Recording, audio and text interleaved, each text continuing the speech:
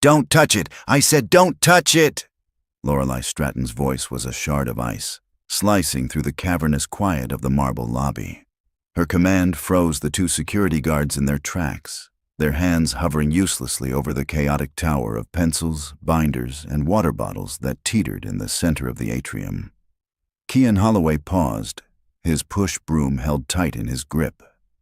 He was supposed to be invisible, a ghost in a gray uniform who erased the day's smudges after the titans of architecture had gone home. But the scene before him was impossible to ignore. At the base of the precarious structure, a small girl with a storm of dark hair sat cross-legged on the floor. Her name was Anya. Kean knew that much. He'd seen her before, a silent shadow trailing her mother through these hallowed halls. Tonight, she was the epicenter of a hurricane. Her face was a blank canvas, but her small hands were clenched in her lap, her knuckles white. She wasn't crying. She wasn't screaming. She was just holding on. Lorelei, the firm's legendary CEO, was a different story. Her tailored blazer was rumpled, her face pale with a fury that was barely masking sheer panic. "Get her out of here," she hissed into her phone, turning away from her daughter. "Where is her driver? I told him 10 o'clock. The structure wobbled.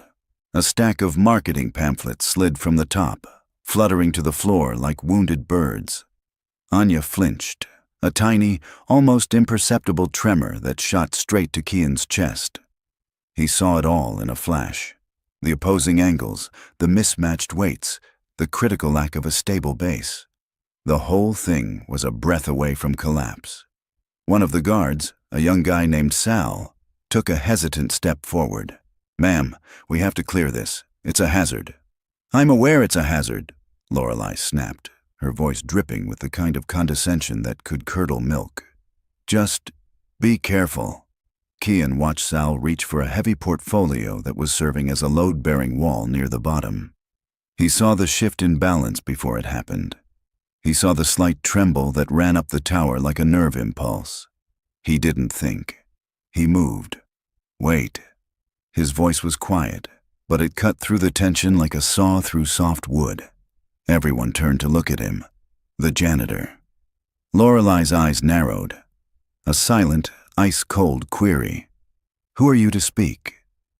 Kean ignored her. He walked slowly, deliberately, toward the chaotic monument.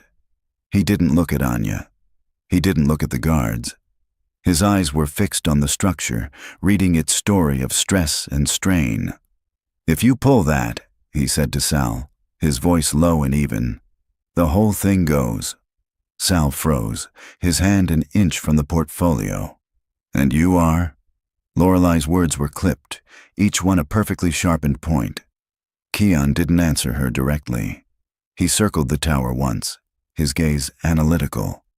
His gaze landed on a heavy, forgotten paperweight, a miniature bronze replica of the firm's first skyscraper, sitting on the edge of the reception desk. He picked it up. It was solid, dense, a perfect anchor. He knelt, his worn work pants crinkling on the polished marble. He was now on Anya's level, though he still didn't look at her. He could feel her watching him, her small presence a tightly wound coil of energy. With a slow, steady hand, he reached into the heart of the chaos and slid the bronze paperweight into a small gap near the base, directly under the most unstable column of books. There was a soft groan of shifting weight. A single pencil rolled off the top and clattered onto the floor. And then, silence. The tower stood perfectly still, stable, secure. Kean sat back on his heels, his work done. Only then did he allow his eyes to meet Anya's. She stared at him, her dark eyes wide and unblinking. He gave a single, almost imperceptible nod. A silent acknowledgement. "I see it. I understand." For the first time that night, the tension in Anya's small shoulders seemed to release, just a fraction. "Sal, take a break," Lorelei said, her voice strangely hollow. She dismissed the other guard with a wave of her hand. When they were gone, she was left alone in the vast, silent lobby with her daughter and the janitor who had just performed a minor miracle. She walked toward Kian, her heels clicking in aggressive rhythm on the floor. He stood slowly, wiping his hands on his pants. "What was that?" she demanded. "It was going to fall," Kian said simply. "I know that. I mean what you did. How did you know?" She gestured vaguely at the now stable structure. "Everything has a foundation," he replied, his gaze calm. "Even chaos." Lorelei stared at him, truly seeing him for the first time. Not as part of the building's maintenance staff, but as a man. He was tall, lean, with lines of exhaustion etched around his eyes that couldn't hide an underlying intelligence. There was a quiet competence about him that was utterly at odds with his profession. "I want you to work for me," she said, the words coming out before she'd fully formed them. Kian blinked. "I already do, ma'am. Number not for the firm, for her." She nodded toward Anya, who was now tracing the lines of the bronze paperweight with one small finger. "I'll pay you whatever you want. Double your salary, triple it. Just do that again." Kian's expression didn't change, but something in his eyes shifted. A flicker of an old hurt, quickly shuddered. "She doesn't need a janitor, Ms. Stratton, and I don't need a new job." "Everyone needs a new job for the right price," Lorelei countered, falling back on the one language she knew always worked. "Not everyone," Kian said, and the quiet finality in his voice stopped her cold. He looked from Lorelei's impeccably styled hair and diamond earrings to her daughter, who was lost in her own silent world. He saw the chasm between them, a canyon of misunderstanding and fear. He let out a slow breath. "I'll make you a deal." Lorelei's eyebrows shot up. The janitor was negotiating with her. "I won't take your money," he said. "I'll spend time with her. I'll see if I can help, but if I do, if she starts to find her way back, you have to do something for me." Lorelei's posture was rigid, a mask of corporate steel. "And what is it you want? A promotion? A stake in the company?" Kian almost smiled.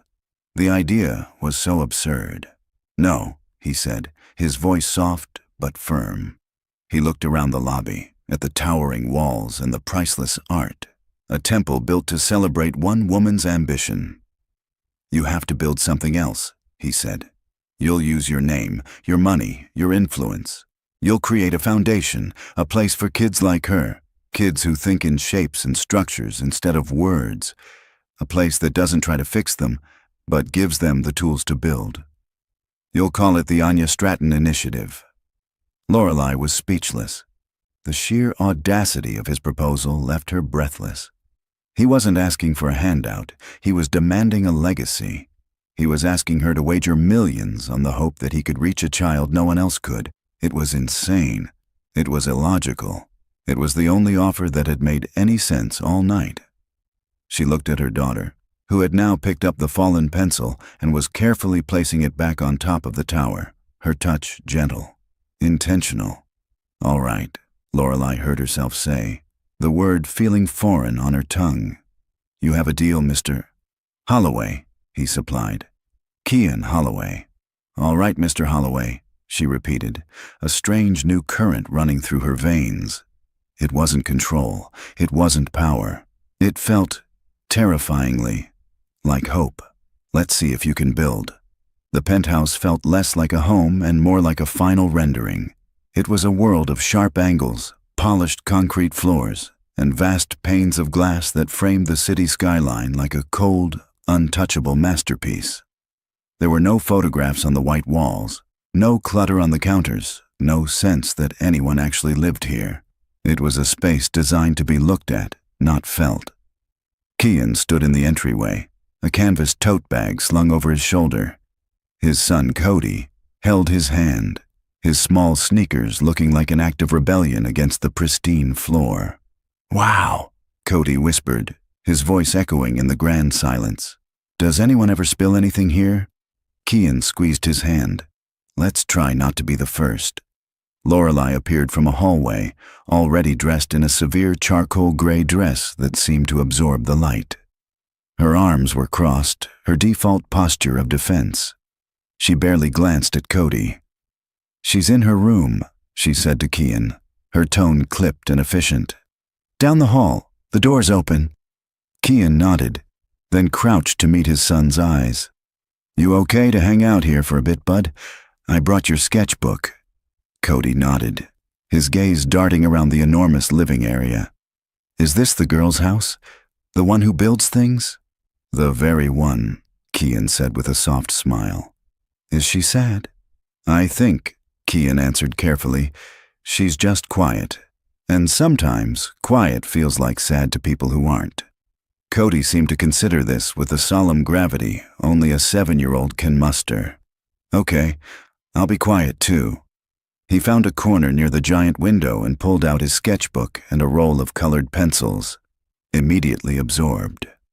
Lorelei watched the exchange, her expression unreadable.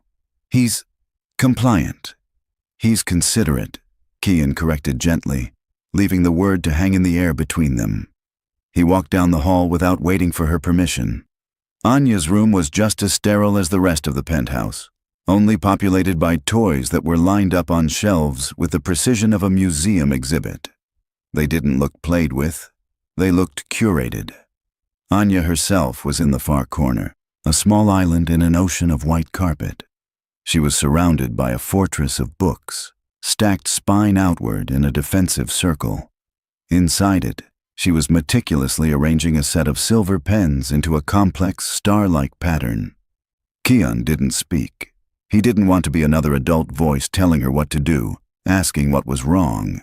He slid the tote bag from his shoulder and sat on the floor, a good 15 feet away from her book fortress.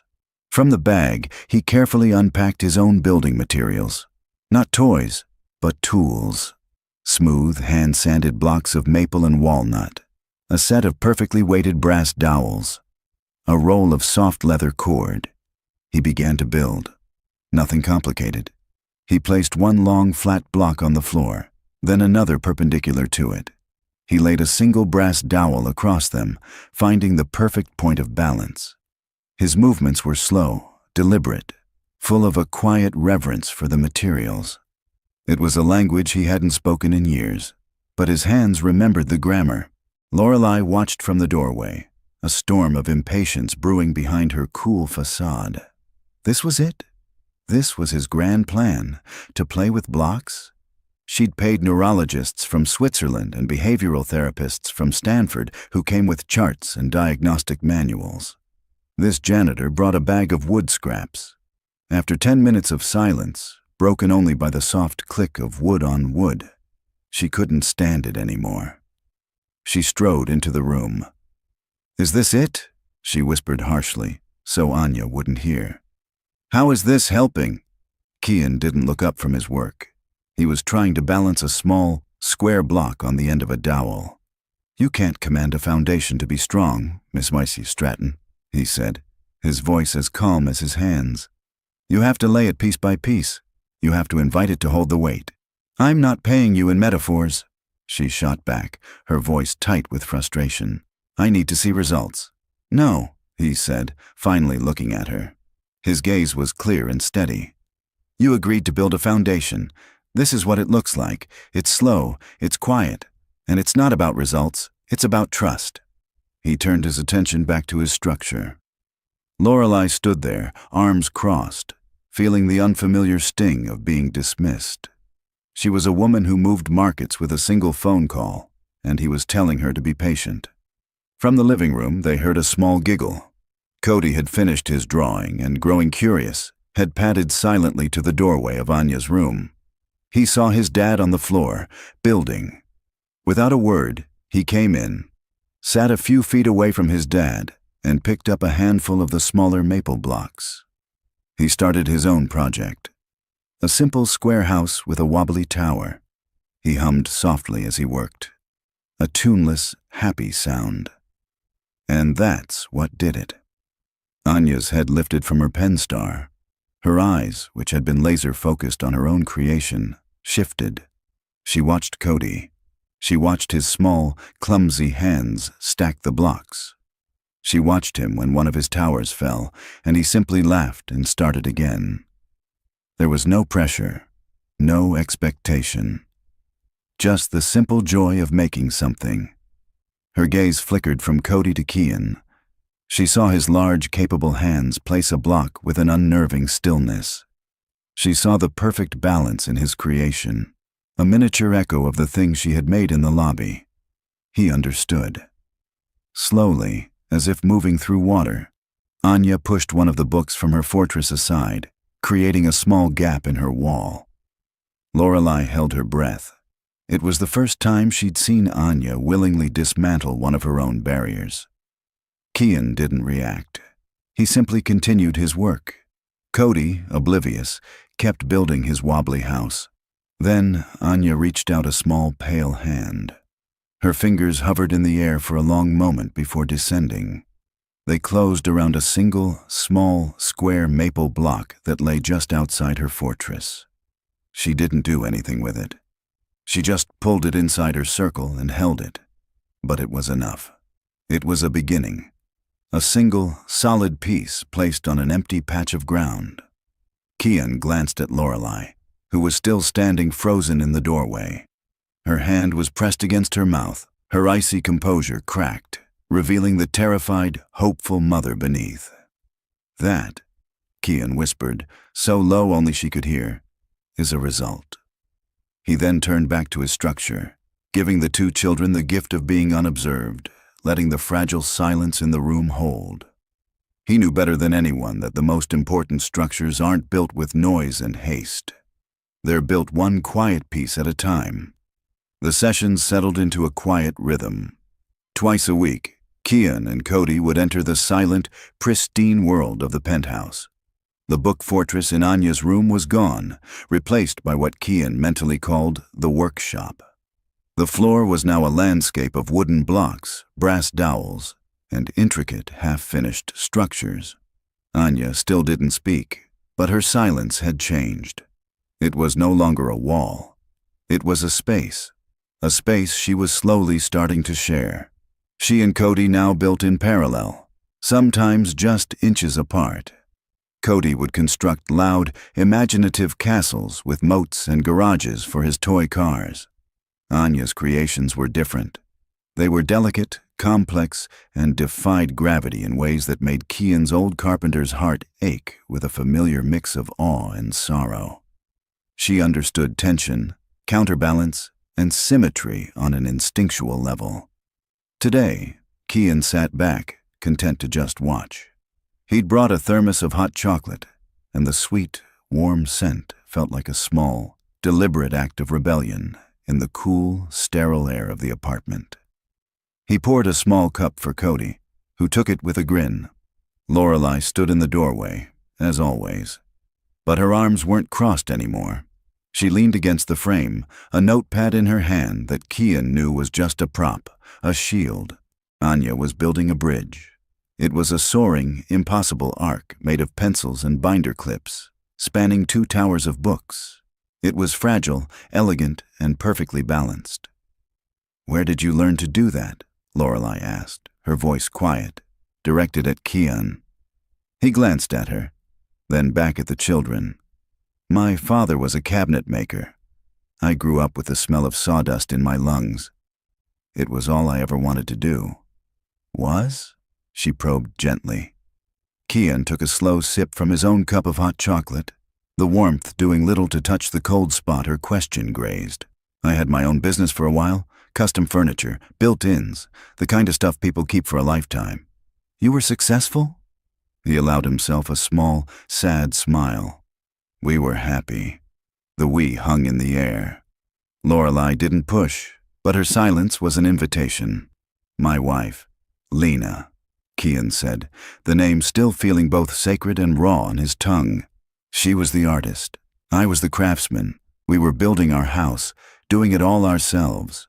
I'd just finished framing the big picture window in the living room for her. She wanted to be able to see the sunset." He paused, his gaze distant. "She went out to get paint. There was a truck. It ran a red light." Lorelei's breath caught. The notepad in her hand suddenly felt heavy, useless. "Kian, I'm so sorry." He just nodded, his throat tight. "After that, The tools felt wrong in my hands. Every piece of wood felt like a coffin. The whole house was just a monument to everything I'd lost. I sold it, sold the business. I needed a job where I didn't have to create anything, just clean up after everyone else.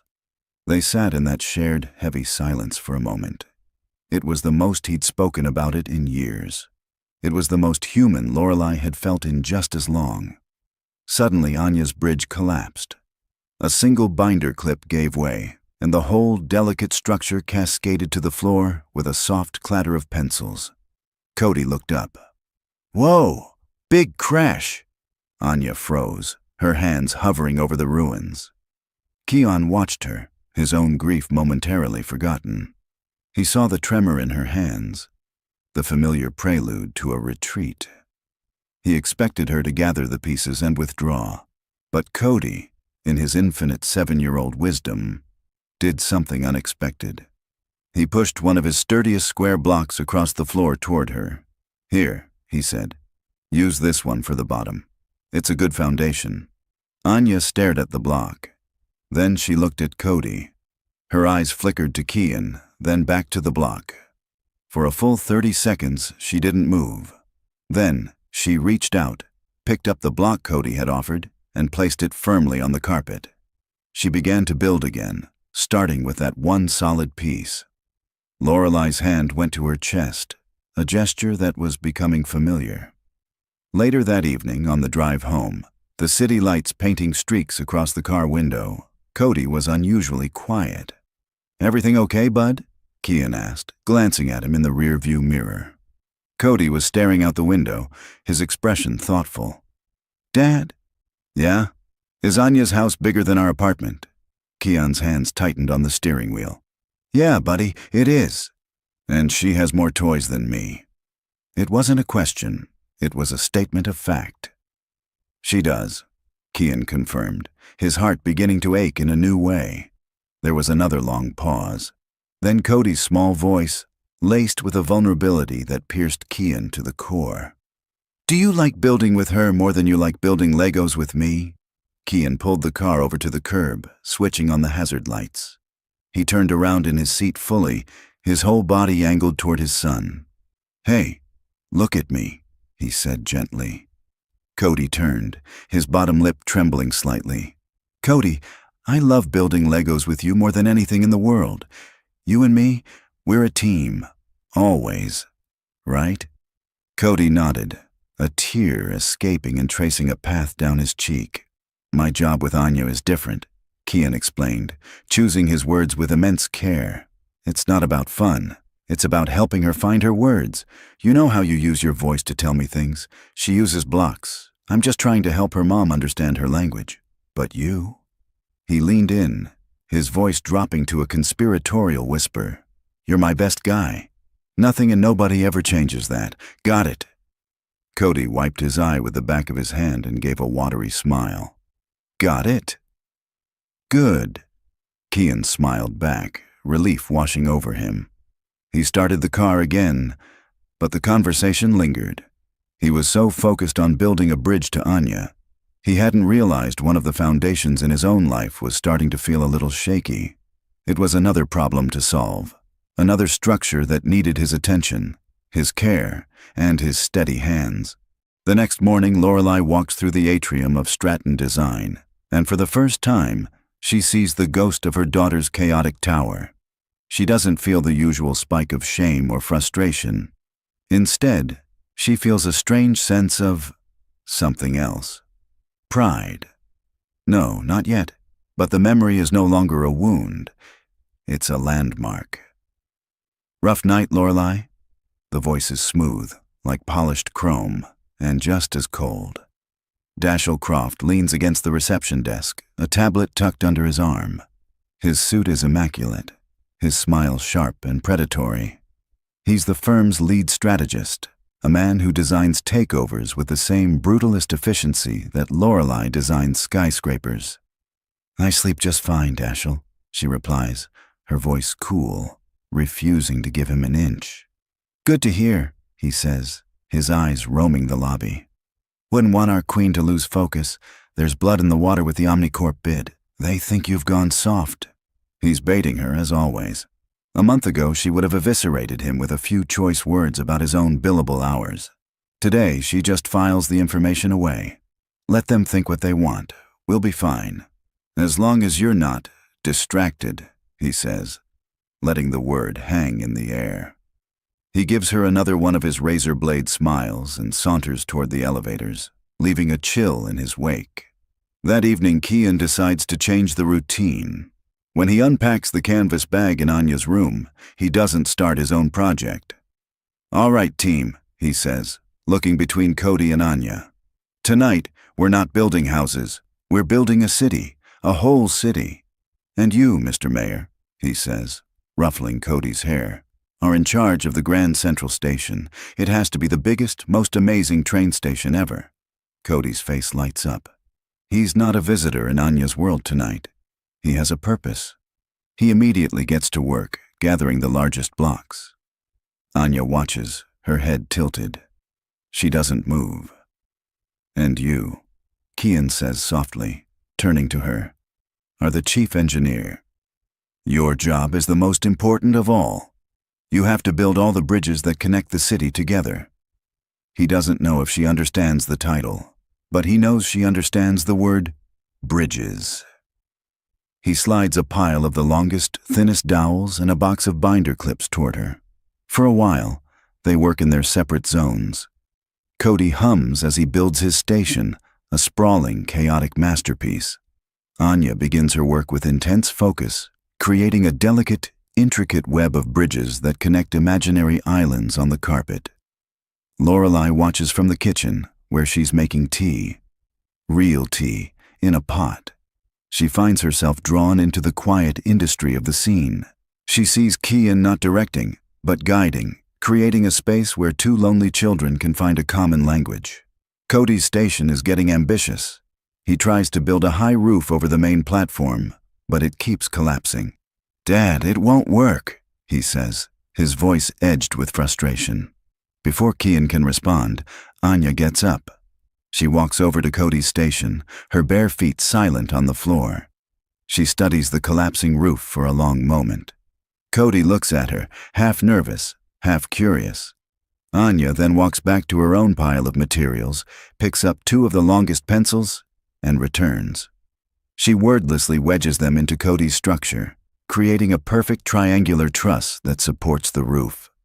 Cody gasps. "Whoa, it's strong now." He looks at Anya with pure, unadulterated admiration. "Thanks." Anya gives a single small nod and returns to her bridges. Lorelei feels her throat tighten. It was more than an interaction. It was a collaboration, an offering. She walks into the room holding 2 mugs of tea. She hands one to Kian. "I'm starting to think you're some kind of magician, Mr. Holloway." "Just a carpenter, Miss Stratton," he says, accepting the mug. Their fingers brush for a fraction of a second, a spark of warmth in the cool, quiet room. "And please, call me Kian." "Lorelei," she says softly. They watch the children work, the silence between them no longer a void, but a shared space. It feels dangerously comfortable. Later that night, Dashiell Croft is working late, poring over blueprints for the Omnicorp bid. He's restless. Lorelei's confidence irritated him. He feels power shifting in the firm, and he doesn't like it. He glances out the window of his corner office, which happens to look directly across the street at the main entrance of Lorelei's exclusive residential tower. His eyes narrow. He sees them. The janitor, Holloway, and his son. He recognizes them from the lobby. They're leaving Lorelei's building. Not the service entrance, the main entrance. Dashiell watches as Kian kneels to tie his son's shoe, a simple fatherly gesture that looks profoundly out of place against the backdrop of uniformed doormen in black cars. A slow, cold smile spreads across Dashiell's face. He's a man who understands structure too, and he knows a weakness when he sees one. He lifts his phone, the screen illuminating his predatory features. He zooms in, the lens finding Kian's face. The image is grainy, indistinct, but the implication is crystal clear. Snap. He captures the photo. He looks down at the image on his screen. The working-class father leaving the billionaire CEO's private residence late at night. It's a story waiting to be written. A lever waiting to be pulled. "Well, well, Lorelei," he whispers to the empty office. "What have you been building?" He leans back in his chair, the wheels of his mind turning. Designing not a skyscraper of steel and glass, but a far more delicate and destructive structure of rumor, scandal, and ruin. The article drops on a Tuesday morning. It's not in a major newspaper, but on a gossip-fueled industry blog called Blueprint, known for its anonymous sources and venomous takedowns. The headline is designed for maximum damage. Foundation flaws. Is Stratton Design's CEO on the verge of collapse?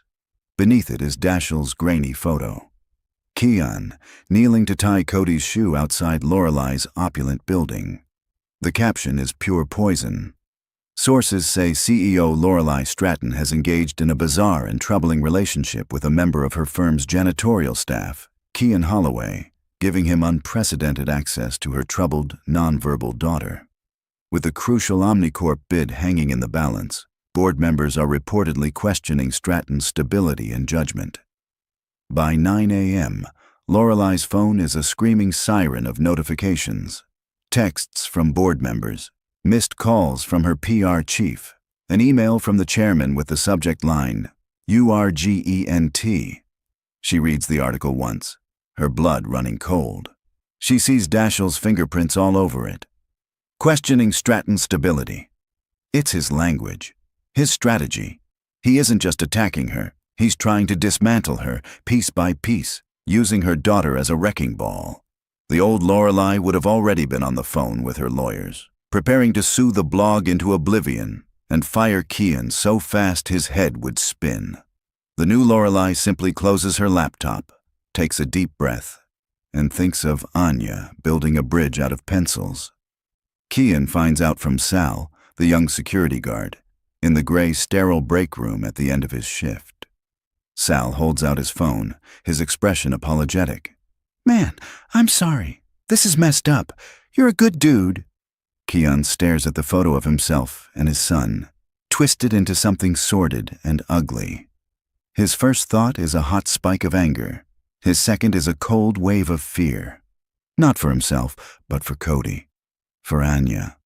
He had built a small, safe space for that little girl, and now the whole world was trying to smash the windows in. He arrives at the penthouse that evening, and the air is thick with unspoken tension. Lorelei is waiting for him in the living area. She looks exhausted, but her eyes are clear, steady. "You saw it," she says. It's not a question. He nods. "Lorelei, I'm so sorry you're being put through this." "It's not your fault," she says quickly. "It's Dashiell. This is a corporate hit job." She paces the length of the window. A caged lioness. "The board is in a panic. They want me to make a statement. They want me to terminate your contract." Keon's heart sinks, even though he expected it. "I understand. Maybe it's for the best." She stops pacing and turns to him. "Is it?" "They're using me to hurt you," he says, his voice heavy. "They're using Anya. If I'm gone, the story goes away. Dashiell loses his leverage." He looks her straight in the eye, the offer costing him more than she'll ever know. "Let me walk away, Lorelei. I'll disappear. We can say the arrangement wasn't working. It will protect her." Lorelei stares at him. He is offering her an exit. The clean, logical corporate solution. The old her would have seized it with both hands. She thinks of the silence in this apartment before he came. A dead, hollow silence. She thinks of the new silence, the quiet hum of concentration, the soft click of wood on wood, the sound of her daughter creating instead of hiding. "No," she says, the word sharp, final. Keon blinks. "What?" "I said no." She walks toward him, her exhaustion replaced by a sudden, fierce energy. "For my entire career, I have managed risk. I have cut losses. I have made the smart move. And where did it get me? An immaculate apartment I hate living in and a daughter I couldn't even speak to. You taught her a language I was too arrogant to learn. You are not a liability, Kian. You're the only thing that's worked. His breath catches in his throat. I won't let him win, she continues, her voice low and intense. I won't let them take this away from her, from us. The U.S. hangs in the air, a structure far more complex and fragile than anything the children had ever built. The decision is made, but the consequences are already filtering down.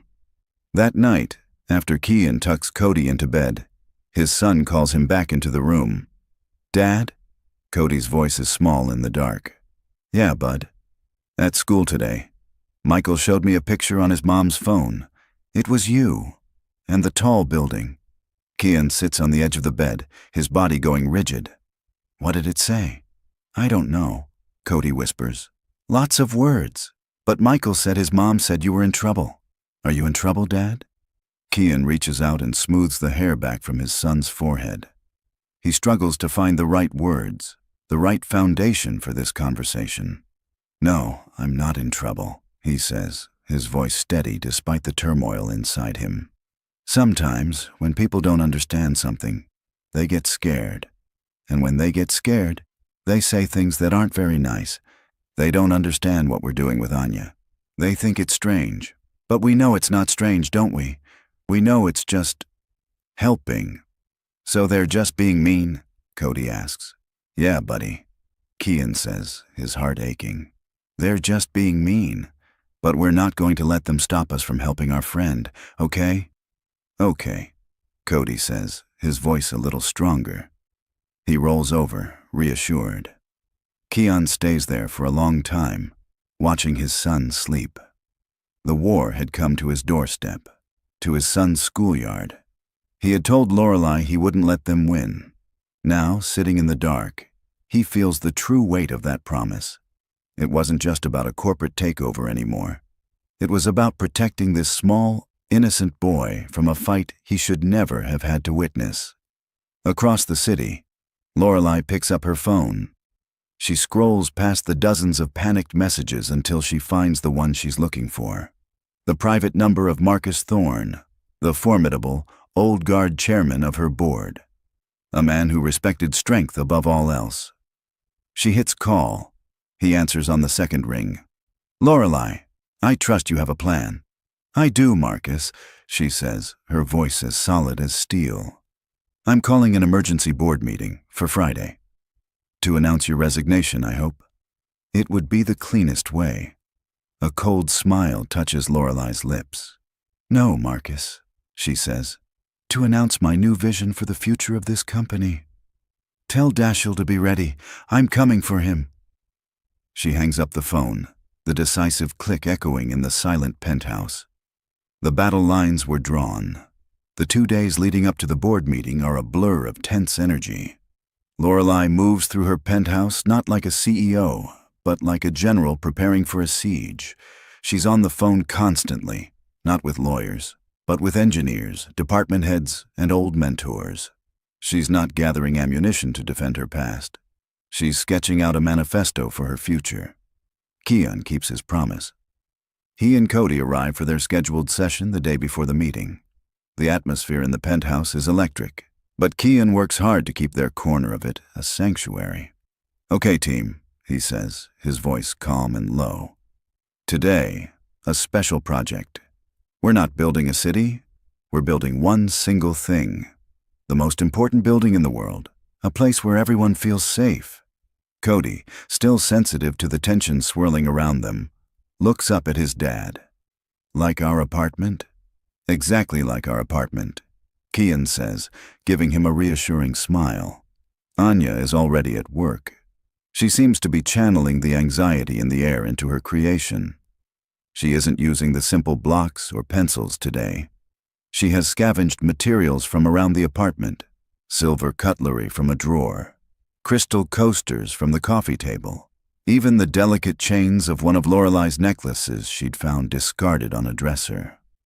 Lorelei enters the room, her face drawn and tight from a phone call. She opens her mouth to tell Anya not to play with her things, but the words die on her lips. The structure Anya is building is breathtaking. It's a geodesic dome, impossibly complex, made of interlocking forks and spoons.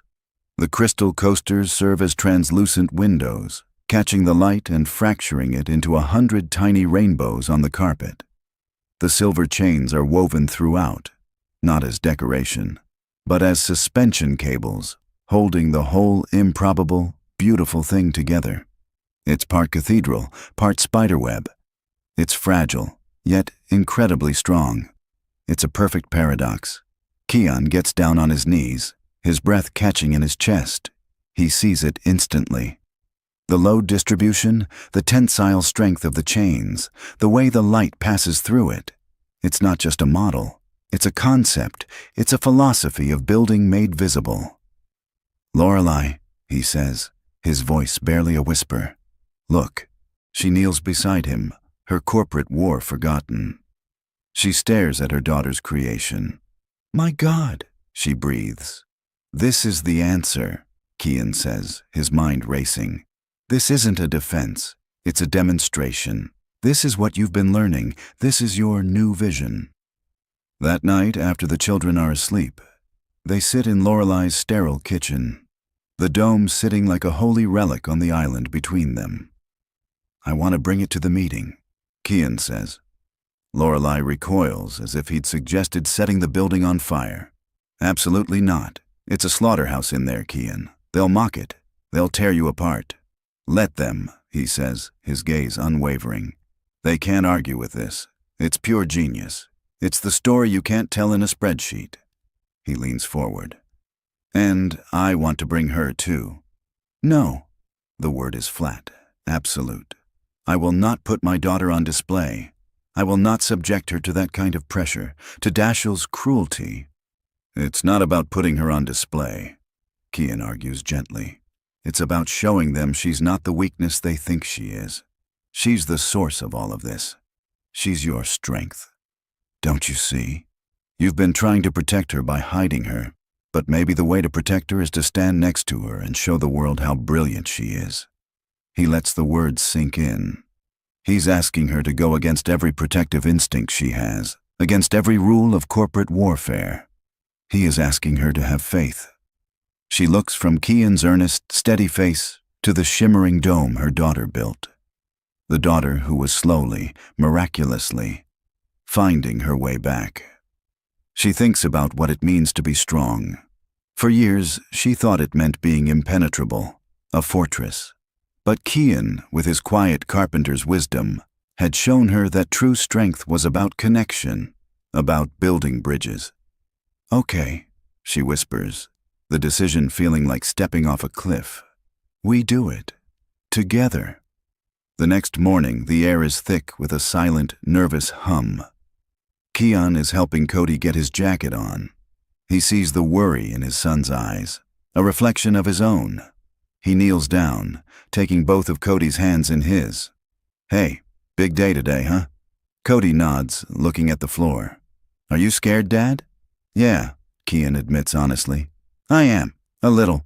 But you know what helps when I'm scared?" "What?" "I think about my foundation, the thing that holds me up and keeps me strong. And you know what my foundation is?" Cody looks up, his eyes wide. "You are," Kian says, his voice thick with emotion. "You and me. Our team.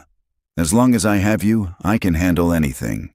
So today, when we go into that big, scary room, all I need you to do is hold my hand. Can you do that? Can you be my foundation today?" A slow, brave smile spreads across Cody's face. He puffs out his small chest. "Okay, Dad. I can be your foundation." Kian pulls him into a fierce hug, burying his face in his son's hair. This was it. This was everything. An hour later, the four of them stand before the elevators that will take them to the top floor, the Lion's Den. Lorelei is dressed in a simple dark blue dress, no armor, no power suit. She holds a large custom-made case that protects Anya's dome. Kian stands beside her, in a borrowed suit that feels like a costume. Anya is between them, holding a single smooth maple block in her hand. And holding Kian's other hand is Cody, his small fingers wrapped tight, ready to be the strongest foundation in the world. The elevator doors slide open with a soft chime. Ready? Lorelei asks, her voice quiet. Kian looks at her, then at the two children. Ready, he says. They step inside, and the doors slide shut, lifting them toward their future. The boardroom on the 50th floor is a cathedral of corporate power. A single colossal slab of polished obsidian serves as the table, surrounded by severe leather chairs. The air is cold and smells faintly of money and air conditioning. 12 board members, a jury of stone-faced men and women in tailored suits, are already seated. At the head of the table, Dashiell Croft presides with the smug satisfaction of a predator who knows the trap has been sprung. He smirks when the door opens and the four of them walk in. The sight of Kian in his ill-fitting suit, a little boy clutching his hand, and the silent girl with a block in her own, sends a ripple of murmurs around the table. It's better than he could have hoped. It looks like a circus. Marcus Thorne, the chairman, sits at the opposite end, his face an unreadable mask of authority. Lorelei, he says, his voice gravelly. You asked for this meeting. The floor is yours, though I believe Mr. Croft has a motion to begin. Indeed, Dashiell says, standing up. He doesn't even look at Lorelei. He addresses the board. Members, we are here today because of a crisis in leadership. Stratton Design is at a pivotal moment, and our CEO, I'm afraid, has become a liability. He paces as he speaks, his voice smooth and practiced. Her judgment has become erratic. Her focus has shifted from shareholder value to unconventional personal projects. He gestures dismissively toward Kian. She has compromised this firm by allowing an unqualified, unvetted janitorial employee into her home, into her life, and into the life of her vulnerable child, leading to a PR nightmare that has already damaged our stock price. He lets that sink in. I have here sworn affidavits from 3 top-level executives expressing their grave concerns over her stability. This is not a personal attack. It is a necessary intervention to protect the foundation of this company. He sits down, the picture of calm, rational control. Therefore, I move for a vote of no confidence and for the immediate removal of Lorelei Stratton as CEO. Silence. Everyone looks at Lorelei, expecting her to crumble. She stands. She doesn't look at Dashiell. She looks at the faces around the table, men and women she has known for years. He's right, she says, her voice clear and steady. The board members blink, stunned. Dashiell's smirk widens. He's right that my focus has shifted. For years, my focus was on building things that were tall, powerful, and impenetrable. I realize now I was just building monuments to my own fear. I built walls, and in doing so, I walled off the most important person in my life. Her gaze flickers to Anya. My daughter doesn't speak with words. She speaks a different language, a language of structure, balance, and connection. I was too busy, too arrogant, and too afraid to learn it. I saw her genius as a disorder. I saw her brilliance as a problem to be managed. She gestures to Kian. This man, Kian Holloway, didn't try to manage her. He listened. He taught me how to listen. And in doing so, he reminded me what the foundation of this company, what the foundation of anything that lasts, is really about. She walks to the head of the table and places the large case on the obsidian surface. With a soft click, she opens it. She lifts out Anya's geodesic dome and places it in the center of the table. It glimmers under the recessed lighting, a fragile, impossible star of silver and crystal. The board stares at it, bewildered. Dashiell lets out a short, derisive laugh. My God, she's really lost it. What is this? Show and tell. This, Lorelei says, her voice ringing with newfound authority, is the future of Stratton Design. She looks at Kian. Mr. Holloway is a former master carpenter. He will explain. Kian steps forward. All eyes turn to him. He isn't nervous. He's in his element. He's talking about how things are built. This isn't a toy, he begins, his voice calm and sure. This is a perfect demonstration of tensegrity. Structural integrity derived from tension, not compression. His hands gesture toward the dome, tracing the lines of force. Look at how the suspension chains distribute the load. Not a single piece is bearing the full weight. Every part supports every other part. It's strong, not because it's rigid, but because it's interconnected. It's adaptable. It finds strength in its flexibility. He looks up, meeting the eyes of a board member who was once a celebrated engineer. You could scale this design up 1,000 times, and the principles would hold. It's a blueprint for building lighter, stronger, more resilient structures. It's a more humane way to build.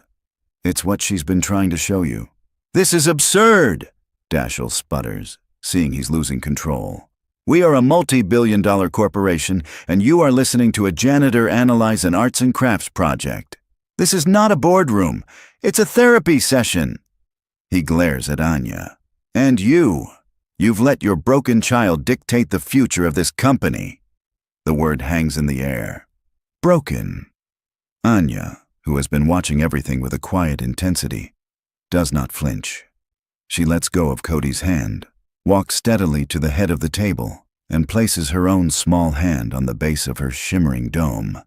She looks past Dashiell, her gaze locking with her mother's, and then she speaks. Her voice is not a whisper.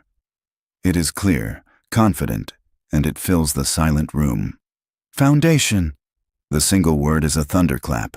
It's an answer, a statement, a verdict. Dashiell stares, his mouth agape. The board members look from the dome to the small girl to her mother, and for the first time, they understand. They don't see a liability. They see a legacy. They see a story of redemption and innovation so powerful, it couldn't have been scripted. Marcus Thorne, the chairman, leans forward, a slow, genuine smile spreading across his face. He looks at Dashiell, his eyes cold as ice. Mr. Croft, he says, his voice a low growl. Your motion is denied. I suggest you tender your resignation, effective immediately. The color drains from Dashiell's face. He has been utterly, completely dismantled. Marcus turns his gaze to Lorelei, and it is filled with a profound, newfound respect. Ms. Stratton, he says, I believe you have a new vision to present to us. We're listening. Lorelei looks at Kian, who gives her a small, proud nod. She looks at her daughter, her brave, brilliant daughter, who has just saved them all. A tear escapes and rolls down her cheek, but it is not a tear of sadness. It is a tear of pure, unadulterated love. She takes Anya's hand, and Kian takes Cody's, and for a moment, they are just four people standing together, a small, unshakable structure in the heart of a fallen empire. 6 months later, the ground floor of the Stratton Design Building is a symphony of controlled chaos, and for the first time in its history, it feels alive. Kian stands with Lorelei in the center of the room just moments before the doors are set to open for the official launch. The air smells of fresh paint, wood stain, and the faint, clean scent of industrial-grade coffee brewing for the parents. Sunlight streams through the impossibly tall windows, illuminating millions of dust motes dancing in the air. No longer a sign of uncleanliness, but of life, energy, and impending creation. A beautiful, hand-carved wooden sign hangs above the entrance, crafted by Kian himself in a small workshop he'd finally built in his garage, a space that once held only painful memories, but now felt like a sanctuary. The Anya Stratton Initiative. Below it, a smaller plaque reads, Where every blueprint is a masterpiece. Nervous? Lorelei asks. She's smoothing the front of her simple, elegant navy dress. A nervous habit she hasn't quite shed. There is an ease to her now, a softness in her posture that has replaced the rigid steel of her past. But the woman who conquered boardrooms still feels the flutter of opening night. A little, Kian admits, his gaze sweeping over the room. He looks at the spot where Anya's chaotic tower of office supplies once stood. Now, in its place, is a low round table with a sunken center filled with smooth, cool clay. It feels important. more important than any custom furniture I ever built. He thinks of his wife, Lena, just for a second, a familiar, gentle ache. She would have loved this. The noise, the mess, the purpose. He looks at Lorelei. You? Terrified, she says with a genuine laugh that makes the lines around her eyes crinkle. I've launched billion-dollar projects with less anxiety. I've faced down hostile takeovers with a steadier pulse. This feels different. It feels like it matters. She runs a hand along the smooth, sanded edge of one of the tables he built. I remember standing right here, wanting to scream because my daughter had built a fortress of binders I couldn't get through. I thought she was breaking everything. She wasn't breaking, Kian says softly. She was building, just waiting for the right materials. The glass doors slide open, and the quiet is instantly washed away by a wave of shuffling feet and the excited, high-pitched chatter of children. They pour in, dragging their parents, their initial shyness dissolving as they see the wonders within, the building stations, the troughs of kinetic sand, the wall of magnets, the buckets of colorful, oversized blocks. There are no instructions, no expectations, just a universe of possibility. Kian spots a father standing hesitantly near the door, a carbon copy of the corporate warriors upstairs. He holds his son's hand in a death grip, his expression a tight mask of skepticism and desperation that Kian recognizes with a pang of memory. The boy, small for his age, is hiding behind his father's leg, peering out at the joyful noise with wide, anxious eyes. Kian makes his way through the crowd. Welcome, he says warmly. Glad you could make it. I'm Kian, the director here. Frank, the man says, his handshake firm but tense. This is my son, Noah, his therapist. Well, she insisted we try this, said it might be good for him. The way he says it is laced with years of frustration and doubt. Noah likes to figure things out, Kian says, not asking but stating, his eyes on the boy. I can tell. He's got engineer's eyes. He's looking at the joints on that table over there, trying to see how it holds together. Noah peeks out, his eyes wide with surprise at being so accurately seen. He mostly just breaks things, Frank mutters, the familiar complaint of a parent at their wits' end. We can't have Lego sets in the house. He gets too intense. He follows the instructions perfectly, and if one piece is missing or doesn't fit, he has a complete meltdown. The whole thing gets thrown against the wall. It's not about the breaking, Kian says gently, kneeling to be closer to Noah's level. It's about the system failing. He's not being destructive. He's protesting a flawed design. He's a quality assurance expert. He smiles at Noah. Hey, Noah, we have a station over here with magnetic blocks. There are no instructions. You can't do it wrong. You can build as high as you want, and if it falls, it doesn't break. It just makes a cool sound. Want to check it out? Noah's curiosity finally wins over his anxiety. He lets go of his father's leg and walks, almost in a trance, toward the magnetic building station Kian indicated. Frank watches him go, his mouth slightly agape. A little while later, Kian sees Frank standing by the wall, just watching. Noah is completely absorbed. He has built a tall, intricate spire and is humming to himself, a low, concentrated sound. Anya, sensing a kindred spirit, has migrated over to his table. She doesn't speak, but she picks up a long magnetic rod and, with the precision of a surgeon, adds it to Noah's tower, creating a buttress that allows him to build even higher. Noah looks at her, and a silent, perfect understanding passes between them. He smiles. Frank approaches Kian, his entire demeanor changed. The tension is gone, replaced by a raw, fragile awe. I've never seen him like that, he says, his voice thick. He's not frustrated. He's just creating. He's working with someone else.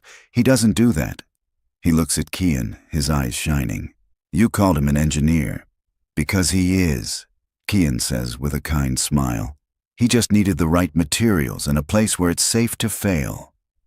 At the height of the event, Lorelei steps onto a small, low platform. A gentle hush falls over the room. "Hi, everyone," she begins, her voice warm, carrying without the need for a microphone. "Welcome. A year ago, if you'd told me I'd be standing here, covered in what I sincerely hope is clay, I would have had you escorted out of the building." A ripple of laughter goes through the parents.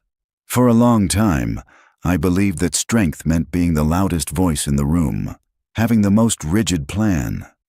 I thought success was a fortress you build around yourself. Her eyes find Anya. But I've learned that true strength, true genius, often comes from the quietest places. It comes from the child who sees a bridge in a pile of pencils or a cathedral in a stack of spoons. My daughter Anya never lost her voice. I just lost the ability to hear it.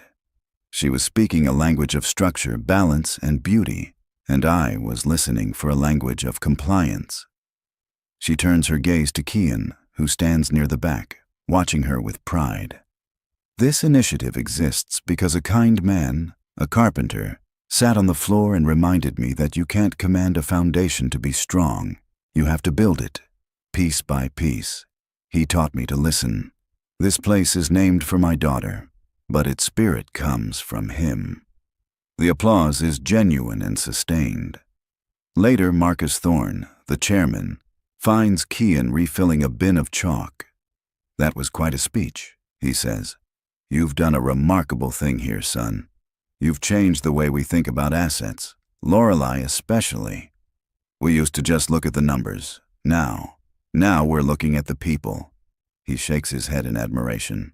"By the way, I thought you might like to know. Dashiell Croft's new consulting firm folded. He tried to build it on threats and intimidation. Seems no one was interested in hiring a man who sees children as liabilities." He pats Kian on the shoulder. "Character is a foundation too. His was rotten to the core." That evening, the four of them are in the penthouse.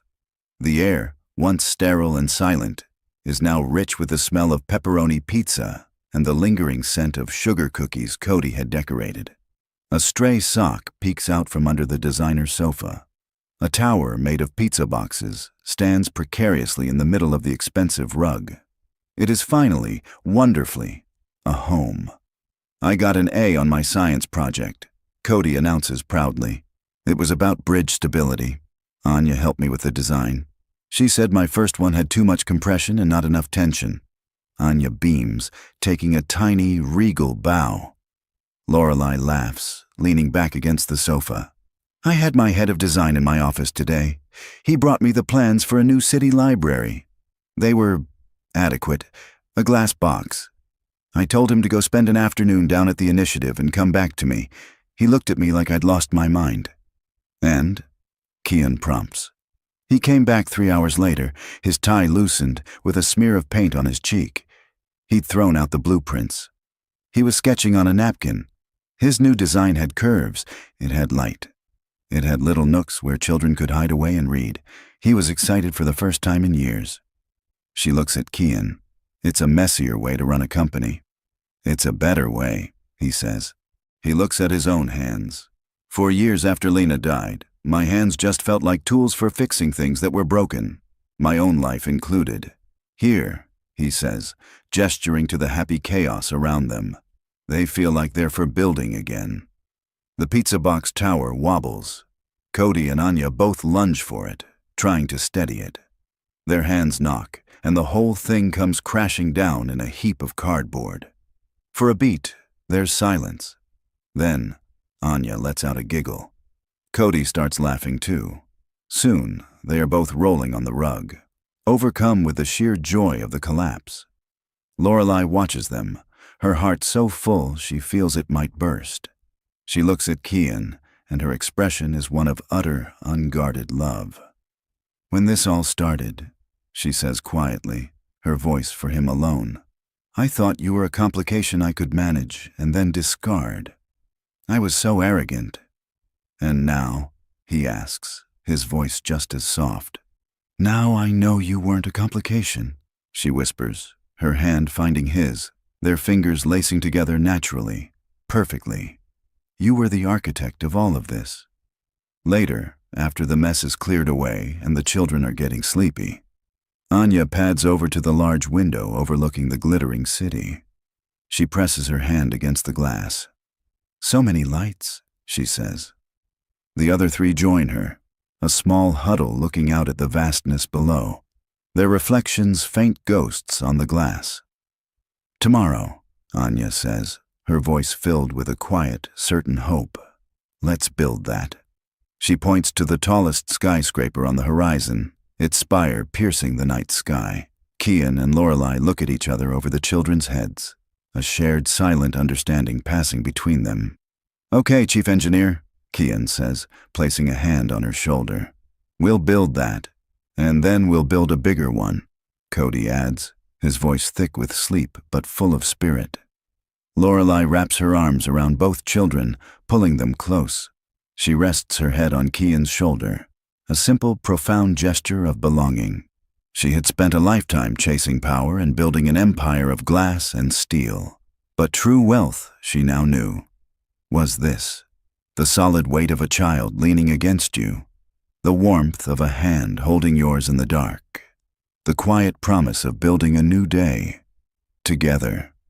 She looked from her daughter's brilliant eyes to her son's joyful smile, and finally to the kind, steady face of the man who had walked into her life and reminded her how to build something true. He hadn't just saved her daughter. He hadn't just saved her. He had shown them they were never broken in the first place. They just needed a better blueprint. If this story resonated with you, if it made you believe in the power of listening and the strength found in kindness, let us know in the comments below. Where are you watching from today? We love seeing how far these stories travel, so drop your city or your country. It truly makes our day. Every share, every subscription helps us continue to create stories that connect us all.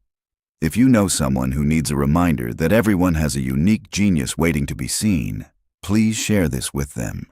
And don't forget to hit that subscribe button and turn on notifications, so you never miss a story that aims to leave the world a little brighter than it was before.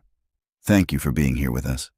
Until next time, be kind, be patient, and keep building bridges.